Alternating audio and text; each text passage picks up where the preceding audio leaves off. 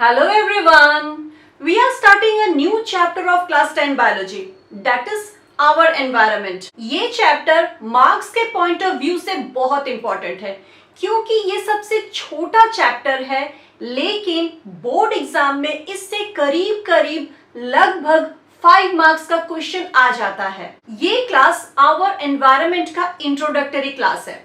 इस क्लास में हम ये समझेंगे कि एनवायरनमेंट होता क्या है और इस चैप्टर में हम लोगों को क्या क्या पढ़ना है ये समझेंगे। देखो, वो हर एक चीज जो हमारे आसपास होता है वही हमारा एनवायरनमेंट होता है।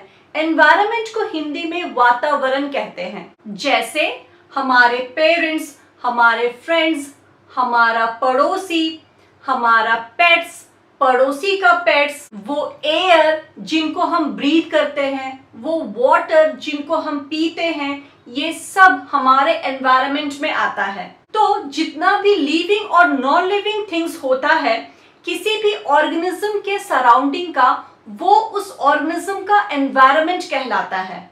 So everything that surround us is environment.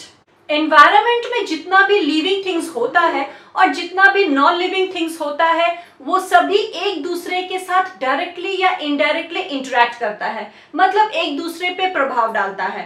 इस चैप्टर में हम यही समझेंगे कि ये कैसे होता है।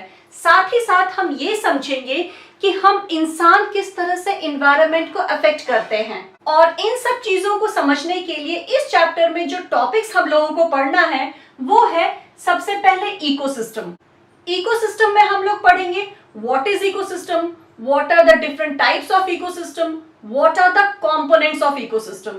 उसके बाद हम लोग पढ़ेंगे food chain and food web. Food chain और फूड वेब को तो हम लोग बहुत अच्छे से समझेंगे ही, साथ ही साथ इस टॉपिक के अंदर हम लोग और 3 टर्म्स को बहुत अच्छे से समझेंगे। सबसे पहले ट्रॉपिक लेवल, दूसरा एनर्जी फ्लो और तीसरा बायोलॉजिकल मैग्निफिकेशन।